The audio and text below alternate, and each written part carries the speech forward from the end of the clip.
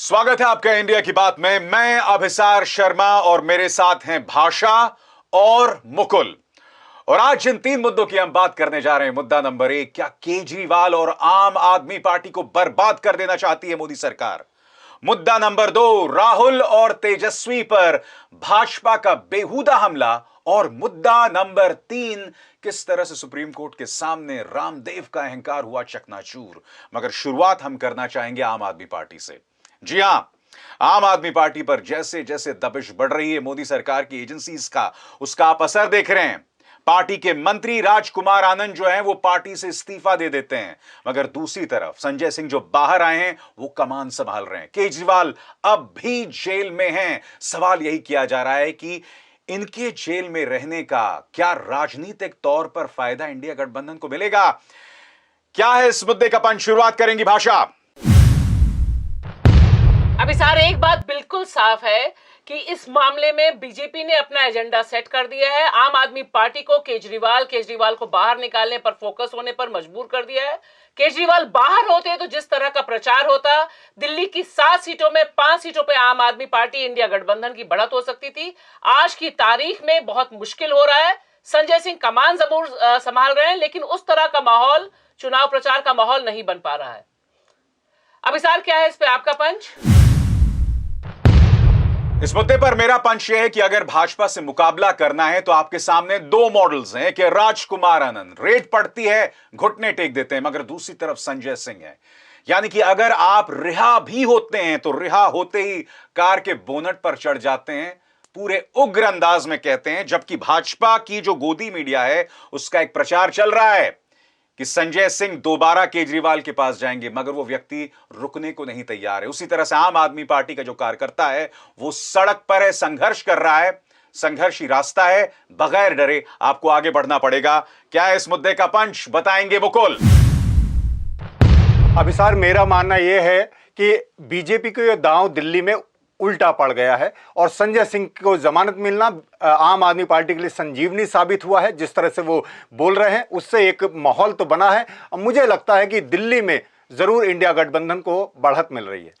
क्यों भाषा, आपको क्यों लगता है कि इससे केजरीवाल या आम आदमी पार्टी को नुकसान है? क्योंकि देखिए, मैं कहता हूं अगर केजरीवाल क्योंकि एक ऐसा वक्त था जब केजरीवाल भी अंदर थे, संजय भी अंदर थे, मगर फिर देखिए आतिशी बाहर आई, सौरभ भारद्वाज, सुनीता केजरीवाल उनकी आवाज बनी। तो मुझे एक फाइट दिख रही है यहां पर।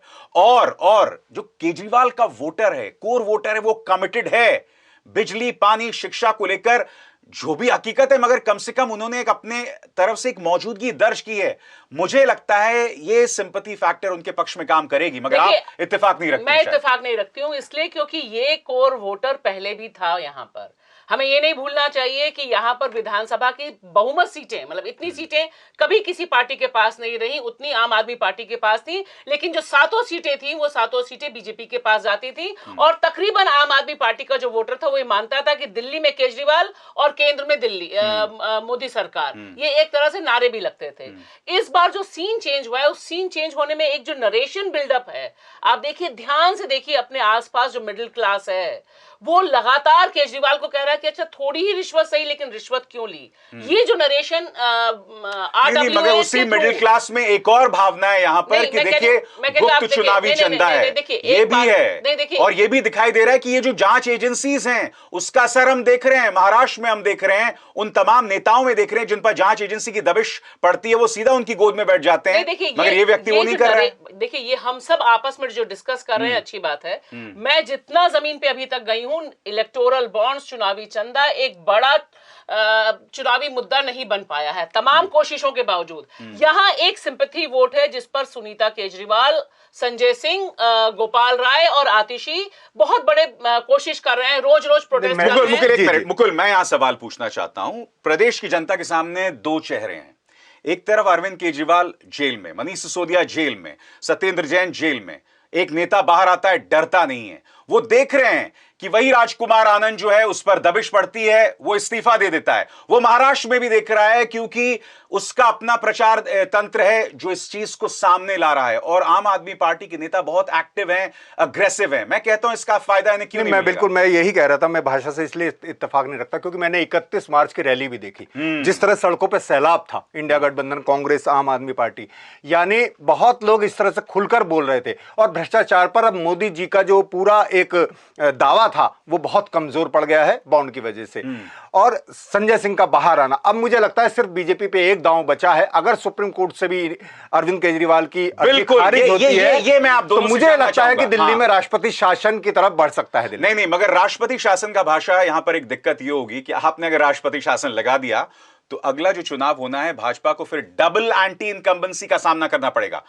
मुकुल ने जो कहा इसके दो पहलू हैं। पहला, डबल एंटी इनकम्बेंसी, आपने राष्ट्रपति शासन लगा दिया यानी कि भाजपा की शासन जी। मगर दूसरी तरफ अगर सुप्रीम कोर्ट से भी राहत नहीं मिलती है तो क्या आपको लगता है जनता में यह संदेश जाएगा कि देखो साहब, लोअर कोर्ट्स में भी नहीं मिला और हाई कोर्ट्स में भी नहीं मिला? क्योंकि देखिए ये अभी जो दांव खेल रहे हैं इसमें आम आदमी पार्टी के लिए अपना पूरा नरेशन बिल्डअप करना दूसरे ढंग से करना पड़ रहा है। हमें ध्यान रखना चाहिए कि बीजेपी की स्ट्रैटेजी क्या है। जो रैली हुई, जो प्रोटेस्ट हुए, सारे प्रोटेस्ट भी देखे, लेकिन आप देखिए मनीष सिसोदिया जिस तरह से जेल में है, हमने सबने देखा जेल में है। आप देखिए कि जो कैंपेन चलाया था आम आदमी पार्टी ने घर घर जाके मनीष सिसोदिया के पक्ष में, वो ज्यादा नहीं चल पाया। वो एक तरह से फ्लॉप शो था उनका।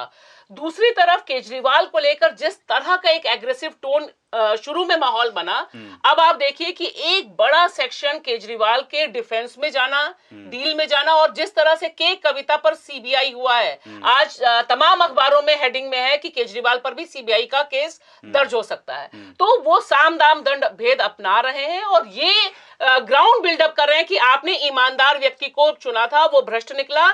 और मामूली बात नहीं है एक मंत्री को तोड़ पाना, पहली बार एक। लेकिन दिल्ली थोड़ी ग्राउंड रिपोर्ट इस तरह से भी हम देख सकते हैं कि यहां पर बीजेपी को अपने महत्वपूर्ण प्रत्याशी बदलने पड़े हैं। यानी वो देख रही है उसका इन प्रत्याशियों से, डॉक्टर हर्षवर्धन जैसे प्रत्याशी से भी काम नहीं चल रहा था, उसे बदलना पड़ा। विधुड़ी जिन्होंने इतना बड़ा एक पूरा उनका गेम खेला संसद में मुस्लिम के विरोध में, दानिश अली के, उन्होंने आगे बढ़ाया पर यहां पीछे हटा लिया। तो दिल्ली को वो देख रहे हैं। और दिल्ली, मैं वही कह रहा हूं कि आखिरी दांव यही है कि सुप्रीम कोर्ट से भी कुछ हो और नरेशन बनाया जाए, तब शायद नुकसान हो सकता है। आपने अदालत का यहां जिक्र किया, मैं आपसे सवाल पूछना चाहता हूं। जस्टिस स्वर्णकांता के सामने केजरीवाल का मामला था, इन्हीं की अदालत में दिलीप रे, जो कि उड़ीसा की पृष्ठभूमि से नेता हैं, जो अब भाजपा की तरफ से राउरकेला से चुनाव लड़ रहे हैं, उस मामले में जस्टिस स्वर्णकांता ने कहा था कि नहीं साहब, इनका लंबा चौड़ा इतिहास है चुनाव लड़ने का, इन्हें चुनाव लड़ने देना चाहिए। तो आम आदमी पार्टी इस फर्क को भी बता रही है। और संजय सिंह जिस तरह मुखर हैं, वो ये बार बार बता रहे हैं, कि मुझे भी, वो ये भी बता रहे हैं मुझे भी कितनी बार जमानत नहीं मिली और अभी इसी ग्राउंड पर जमानत मिली ऊपर जाकर। तो वो ये बता रहे कि केजरीवाल को भी अंततः कुछ ना कुछ राहत मिलेगी। अब ये देखना है कि किस तरह की राहत है। नहीं, मगर भाषा, मैं यहां कुछ और कहता हूं।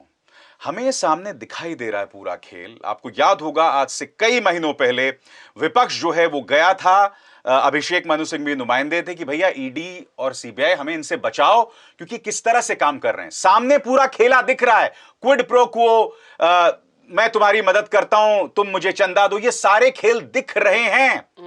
एक तरफ अदालत की उदासीनता, दूसरी तरफ जस्टिस स्वर्णकांता की अदालत में जो ये दो केसेस आते हैं, दो पैमाने आते हैं, तो ये भी तो संदेश जनता को जा रहा है। और देखिए सिर्फ यही नहीं, इससे पहले जब अभिषेक मनु सिंह भी केजरीवाल का केस लेके सुप्रीम कोर्ट गए थे और बेंच देखकर वापस आए थे, वापस उन्होंने कहा कि पहले दूसरी लोअर कोर्ट में सुनवाई हो जाए। तो ये सारे मामले हमारे सामने हैं। मैं यहाँ पे जो बात कहना चाह रही हूँ वो ध्यान से थोड़ा उस पर ध्यान दीजिए। मैं कह रही हूं कि केजरीवाल की सबसे बड़ी चीज क्या है कि वह भ्रष्टाचार के खिलाफ है, एक ईमानदार साफ सरकार दी है, शिक्षा की सरकार दी है, सब चीजें दी है। इस प्लैंक पर ही भाजपा उनको घेरने की कोशिश कर रही है और केजरीवाल को यही सोचकर उन्होंने जेल के भीतर डाला ताकि उनके खिलाफ ये जो दुष्प्रचार है, क्योंकि केजरीवाल से बेहतर कोई इसको आर्टिकुलेट नहीं कर सकता। मनीष सिसोदिया पहले से जेल में है, अब सिर्फ संजय सिंह के ऊपर सारा का सारा जिम्मा है। वो कोशिश कर रहे हैं, उनके प्रति क्राउड है। लेकिन अगर सुप्रीम कोर्ट, अब देखिए सब कुछ सुप्रीम कोर्ट पे टिका हुआ है, और मुझे याद है मैं उस दिन देख रही थी कि सुप्रीम कोर्ट के ऊपर जितना दबाव हो गया था कि उस दिन सुनवाई नहीं की उसने, क्योंकि इतना प्रेशर था ना। आप लगातार नरेशन बिल्डअप कर रहे हैं कि सुप्रीम कोर्ट से राहत मिल जाएगी। तो सवाल यह है कि दिल्ली हर कीमत पर साम दाम दंड भेद करके मोदी जी और अमित शाह जी जीतना चाहते हैं। और ये हम जानते हैं एक एक सीट के लिए, जैसे वो तमिलनाडु में लड़ रहे हैं, यहां पे 7 सीटें हैं उनके पास, और कैंडिडेट बदलने से उनको कोई फर्क कभी नहीं पड़ता, वो तो मुख्यमंत्री बदल देते हैं। नहीं, मगर एक फर्क था 2019 और अब के फर्क में। 2019 में पुलवामा के बाद जो एक तरह की एक लहर पैदा करने की कोशिश की गई थी, राष्ट्रवाद के मुद्दे पर बहस हो रही थी, सर्जिकल स्ट्राइक्स, बालाकोट, ये तमाम चीजें भी थी। इस बार वो मुद्दे नदारद हैं। राम मंदिर की जो उम्मीद की गई थी उसका वैसा असर अब दिखाई नहीं दे रहा है।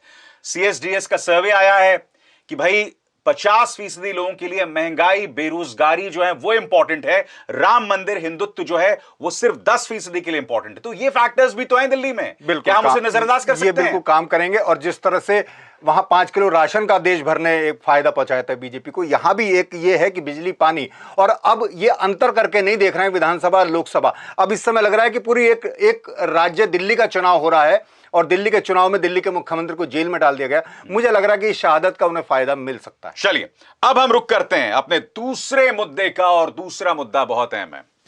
कांग्रेस का घोषणा पत्र आता है दोस्तों, और वो घोषणा पत्र जैसे ही आता है प्रधानमंत्री नरेंद्र मोदी ये बोलने लगते हैं कि इसमें आजादी से पहले मुस्लिम लीग की जो छाप सामने आती है, जबकि उस पूरे घोषणा पत्र पर आप निगाह डालिए, संविधान की बात की गई है। सबसे बड़ी बात, अगर माइनॉरिटीज के लिए कुछ चीजें कही भी जा रही हैं तो ये तो भाजपा के लिए शर्म की बात है कि वो माइनॉरिटीज का जिक्र नहीं करती। उसी तरह से तेजस्वी यादव पर जिस तरह से अनर्गल हमला चला आ रहा है, नवरात्र से एक दिन पहले वो मछली खा रहे होते हैं, उसकी वो तस्वीर डालते हैं, उसको लेकर आप हिंदू धर्म का अपमान बता रहे हैं। तो भाजपा का एक प्रचार चल रहा है। क्या है इस मुद्दे का पंच? शुरुआत करेंगे मुकुल। मेरा कहना यह है कि दरअसल बीजेपी को कुछ भी एक मुस्लिम हिंदू मुद्दा नहीं मिल पा रहा है, उसकी कोशिश है लगातार, इसलिए उसमें मुस्लिम लीग की छाप ढूंढ रही है वो कांग्रेस के घोषणा पत्र में। लेकिन उसके बारे में अभी तक उन्होंने कुछ नहीं बताया कि क्या छाप है। ऐसी तेजस्वी का मामला है, अगर तेजस्वी को वो हिंदू धर्म का अपमान बताएंगे मछली खाना, तो फिर बंगाल में किस तरह से बंगाल के हिंदुओं को क्या कहेंगे? भाषा, क्या है इस मुद्दे का पंच? अभी सर एक बात बिल्कुल साफ है कि भाजपा ने अपने विपक्षी नेताओं पे अटैक करने के लिए सारी सीमाएं लांघ दी हैं। तमाम अनर्गल प्रचार जिसका कोई आधार नहीं है, बस उनको लग रहा है हिंदू मुस्लिम के बीच टकराव कर दें। और राहुल गांधी और तेजस्वी से उनको खास परेशानी है क्योंकि इनके उठाए हुए मुद्दे जमीन पर गुल खिला रहे हैं। अभी सर क्या है इस पे आपका पंच? सवाल यह कि भाजपा हर चीज को हिंदू अस्मिता से जोड़ देना चाहती है। क्या वह हिंदू को सिर्फ भड़काकर या डरपोक बनाकर रखना चाहती है? सवाल यह कि अगर एक घोषणा पत्र आता है तो आपको मुस्लिम लीग की याद आती है, वो मुस्लिम लीग जो आपके वैचारिक पूर्वजों के साथ थे। श्यामा प्रसाद मुखर्जी के साथ आपने सरकार बनाई थी बंगाल सिंध में, भारत छोड़ो आंदोलन का आपने विरोध किया था मुस्लिम लीग, जिन्ना की मुस्लिम लीग के साथ मिलकर। तो इन सवालों का जवाब भाजपा को भी तो देना है। मुद्दे को हम आगे बढ़ाते हैं। कांग्रेस के घोषणा पत्र में मुस्लिम लीग का जिक्र करना, मैं आपको बताना चाहता हूं, कुछ पंक्तियां पढ़ के यहां सुनाना चाहता हूं कि इस घोषणा पत्र में क्या क्या है। साफ तौर पर अगर माइनॉरिटीज के लिए कुछ बातें की गई हैं जिसमें कुछ गलत नहीं है, क्योंकि माइनॉरिटीज इसी देश का हिस्सा है ना। और जब हम माइनॉरिटीज की बात करते हैं तो सिर्फ मुसलमान ही नहीं है, सिख भी हैं, ईसाई भी हैं। अब इसमें देखिए, कांग्रेस भारत के संविधान अनुच्छेद 15, 16, 25, 28, 29, 30 के तहत अल्पसंख्यकों को मिलने वाली मौलिक अधिकारों का आदर करेगी और उन्हें बरकरार रखेगी। संविधान का जिक्र। कांग्रेस भारत के संविधान के अनुच्छेद 15, 16, 29 और 30 के तहत भाषा की दृष्टि से अल्पसंख्यकों को मिलने वाले मौलिक अधिकारों का आदर करेगी और उन्हें बरकरार रखेगी। बात यही नहीं है, पर्सनल जो लॉज हैं धर्म के, उससे उदारवाद की तरफ ले जाने की बात की गई है। पढ़ के सुनाना चाहता हूं। कांग्रेस व्यक्तिगत कानूनों में सुधार को बढ़ावा देगी, रिफॉर्म्स की बात करेगी। यह सुधार संबंधित समुदायों की भागीदारी और सहमति से किया जाएगा। अब क्या दिक्कत है इसमें? आप बेवजह एक यहां पर एक मुस्लिम एंगल लेना चाहते हो, जिससे पता चलता है मुकुल कि ये कुछ और नहीं है, ये बौखलाहट है। आपको बेवजह मुस्लिम लीग को यहां पर लेकर आना है। जैसे आपने अभी पढ़कर सुनाया, मैंने भी पढ़ा है, 48 पेज का करीबी घोषणा पत्र है और इसमें अल्पसंख्यक का तो जिक्र है, लेकिन मुसलमान शब्द एक बार भी नहीं आया है। बिल्कुल। पहली बात, मुस्लिम लीग, जैसे आपने बताया 1941 में श्यामा प्रसाद मुखर्जी जो हिंदू महासभा में थे और भारतीय जनसंघ जिससे बीजेपी निकली है उसके संस्थापक थे, उन्होंने मुस्लिम लीग के साथ सरकार बनाई थी, बंगाल में भी, सिंध में भी।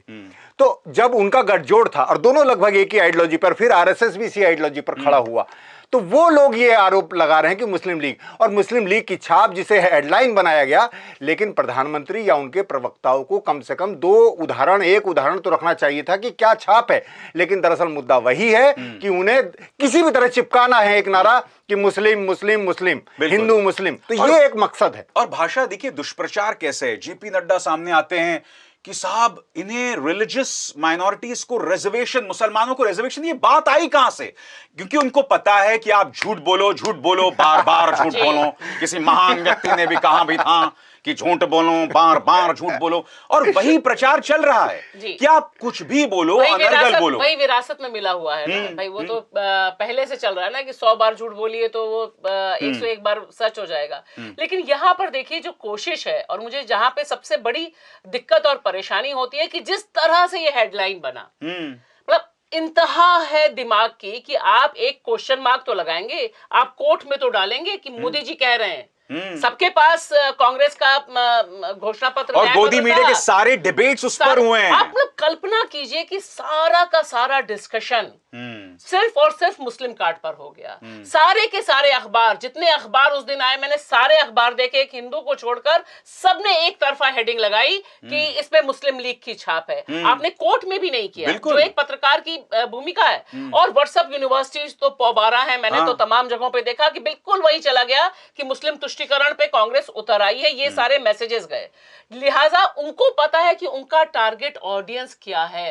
हम आप बैठ के यहाँ कह रहे हैं कि अरे ऐसा कहा है, उनको सबसे ज्यादा पता है कि कुछ नहीं है, लेकिन उनको कार्ड जो खेलना है वो नफरत वाला कार्ड खेलना, और ये बताना है कि दरअसल कांग्रेस मुसलमान के पक्ष में खड़ी हुई है, इसलिए हम इस तरह से खेल रहे हैं। मैं कह रहा हूं उनका मैसेज साफ। और देखिए तेजस्वी को जिस तरह से उन्होंने मैं तेजस्वी की अलग से चर्चा करूंगा। मैं कह रहा हूं सवाल तो भाजपा से होना चाहिए ना। आपके लिए माइनॉरिटी शब्द जो है वो एग्जिस्ट नहीं करता। सवाल आपसे होना चाहिए कि आप जो दुनिया में संदेश दे रहे हैं, गल्फ कंट्रीज में संदेश दे रहे हैं, जहां हमारे इतने बिजनेस इंटरेस्ट हैं, आप क्या करने की कोशिश कर रहे हैं? बिल्कुल, ये सवाल आपसे पूछा जाएगा। अगर उनकी प्रत्याशियों की लिस्ट भी अगर हम देखें तो उसमें हम देख सकते हैं कि माइनॉरिटीज से, खासतौर से मुसलमान पक्ष से कितने उम्मीदवार उन्होंने उतारे हैं। तो लगभग वो बात तो करते हैं और वो यही चाह रहे हैं। वो झूठ बोलो क्यों बोलते हैं, वो झूठ, उन्हें क्यों इतना आत्मविश्वास है? वो दरअसल प्रचार तंत्र उनके साथ है जो घर घर तक पहुंच जाता है। दरअसल वहां कोई काउंटर क्वेश्चन है ही नहीं, तो उन्हें पता है कि मेरी बात जो है ये पहुंच जाएगी, लोगों तक पहुंच रही है, और वो वाकई में पहुंच रही है। मोदी मीडिया के जो डिबेट्स थे Mukul, they were just shocking to an extent. मतलब उसमें देखिए, जब हम बहुसंख्यकवाद का जिक्र करते हैं तो वो हिंदू धर्म के खिलाफ नहीं है। बहुसंख्यकवाद का जब हम जिक्र करते हैं तो उसमें निहित है, जिसके अंतर्गत आप माइनॉरिटीज के राइट्स को अगर कुचलने की कोशिश कर रहे हैं, मगर उसको लेकर वैसा डिबेट। तेजस्वी पर हम यहां पर चर्चा करना चाहेंगे भाषा। अब तेजस्वी ने साफ तौर पर उस ट्वीट में लिखा हुआ है कि भाई नवरात्रि से पहले का हो जिसमें वो मछली खा रहे हैं, मगर मैं कुछ और कहता हूं। मतलब क्या भाजपा क्या समझती है, दिमाग से पैदल हैं वोटर्स?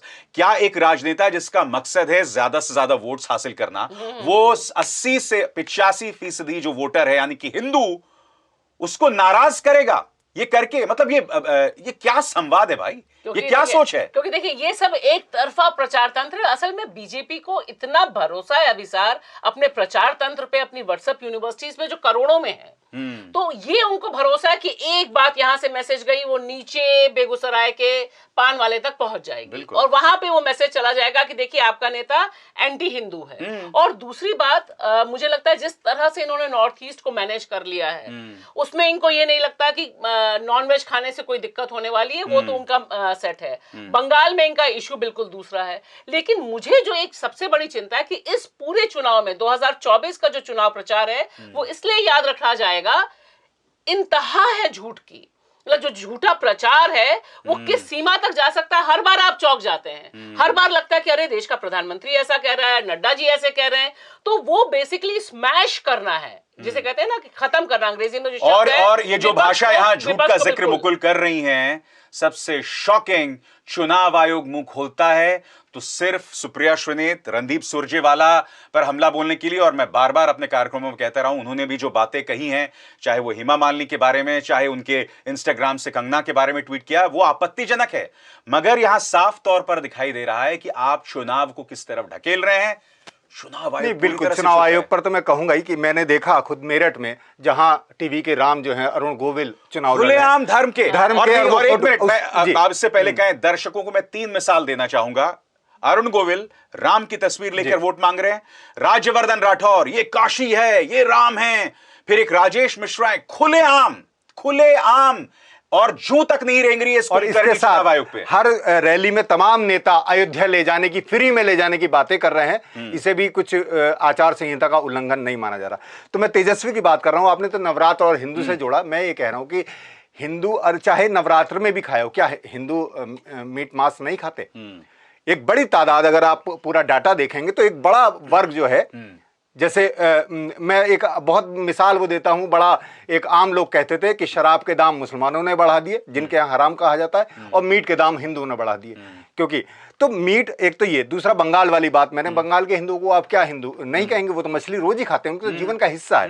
दुर्गा पूजा में खाते हैं, बहुत चाव से खाते हैं जी। तो उनके यहाँ तो वो भेंट भी चढ़ाया जाता है देवी को। तो इस तरह से यहाँ लेकर आना, मुझे लगता है कि तेजस्वी से भी उन्हें, जैसे केजरीवाल से डर है, राहुल से डर है, तेजस्वी ये हमले आप देखेंगे। तेजस्वी का यहाँ जिक्र मुकुल कर रहे हैं भाषा, तेजस्वी पर तो इन्होंने हमले की तमाम हदों को पार कर दिया। रोहिणी और लालू प्रसाद यादव के रिश्तों पर अश्लील टिप्पणी, सम्राट चौधरी की डीएनए पर, तेजस्वी के डीएनए पर गिरिराज सिंह का वाहियात बयान।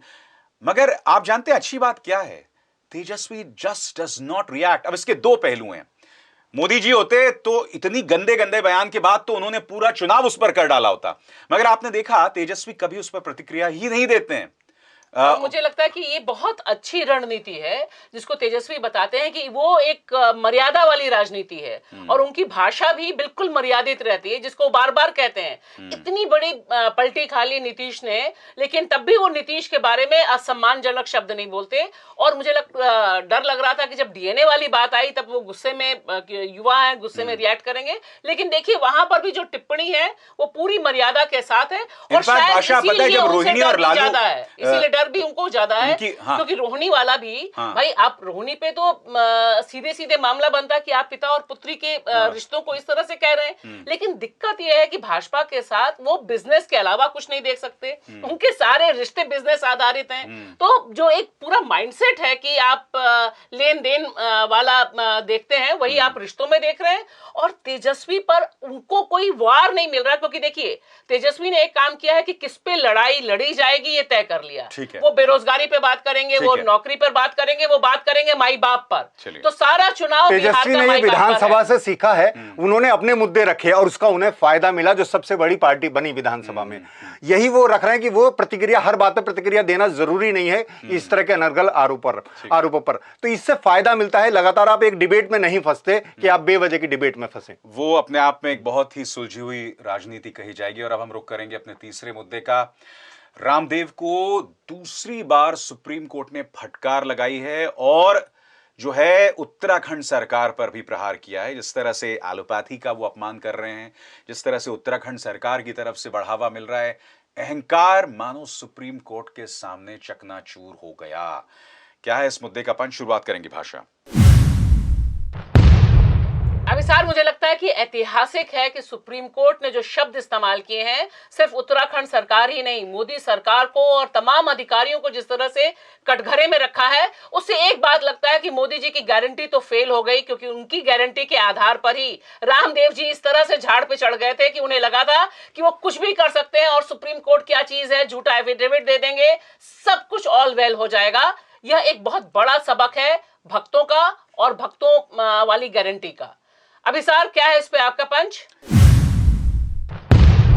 अहंकार कैसे चकनाचूर होता है उसकी हमने मिसाल देखी। सत्ता परस्ती, धन, वो जो दंभ था वो चकनाचूर हो गया है। मगर आपने देखा होगा गोदी मीडिया ने इसकी कोई चर्चा नहीं की, और क्यों करता? ये तो चैनल्स चल ही रहे हैं पतंजलि के पैसे से, जाहिर सी बात है वो खबर भी नहीं करेंगे। मुकुल, क्या है इस मुद्दे का पंच?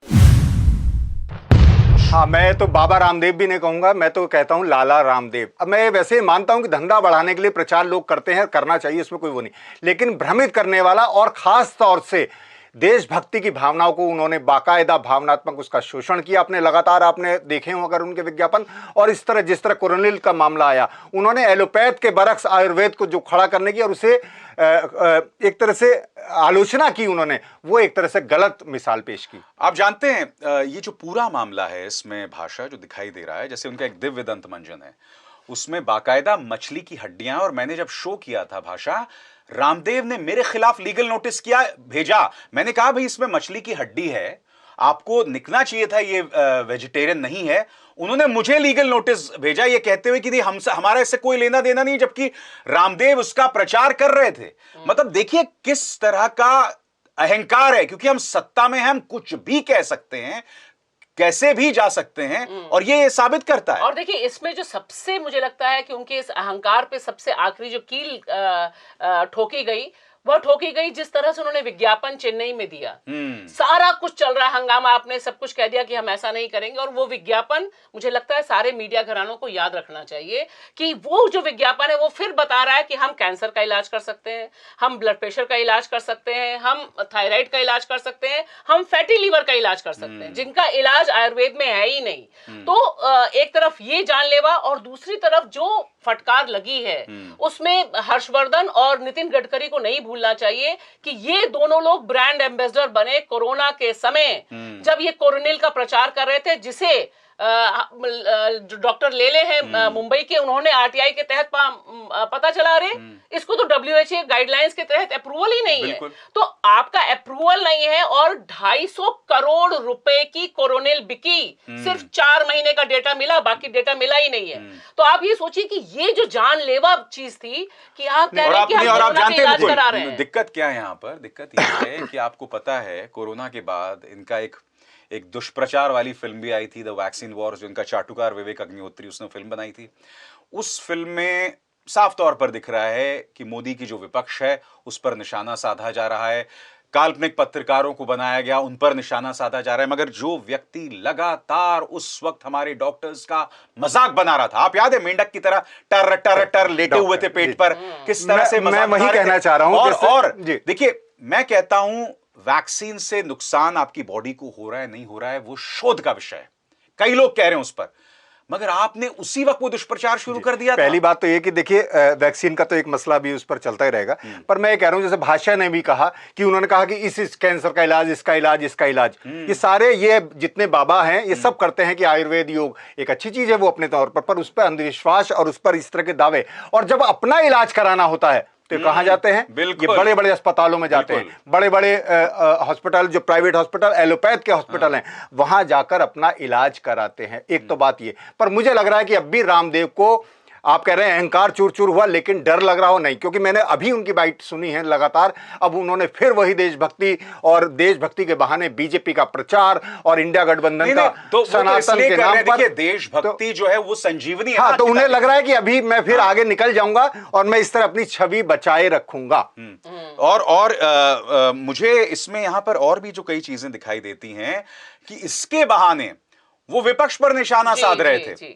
यानी कि जो रणनीति साफ है कि आप जो है कोर्ट से बचने का आपका ये रास्ता है, छद्म राष्ट्रवाद का जिक्र करो, विपक्ष पर हमला बोलो, और ये इनकी रणनीति। नहीं, अरे भाई आप सब कुछ करिए, लेकिन देशभक्ति ये कहां की है कि आप सुप्रीम कोर्ट में झूठ बोलिए। आप 30 मार्च को एफिडेविट दे रहे हैं और उसमें 31 मार्च का विदेश का टिकट लगा रहे हैं। भाई ये तो सब फ्रॉड है ना।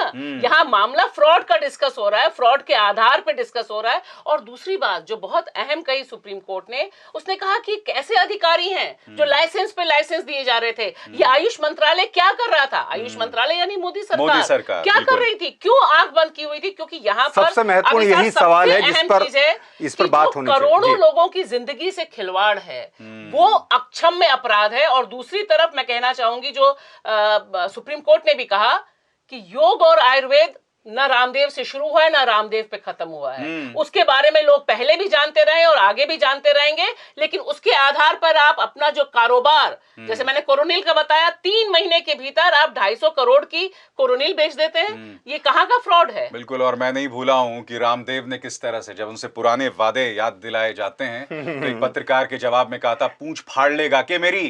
तो रामदेव जी, किसकी पूंछ पर किसने लात रखी है, कौन किस तरह से किलबिला रहा है, सबने देखा है पिछले 2 दिनों में। बहुत बहुत शुक्रिया आपका मुकुल और भाषा। इंडिया की बात में बस इतना ही। अब इसार को दीजिए इजाजत।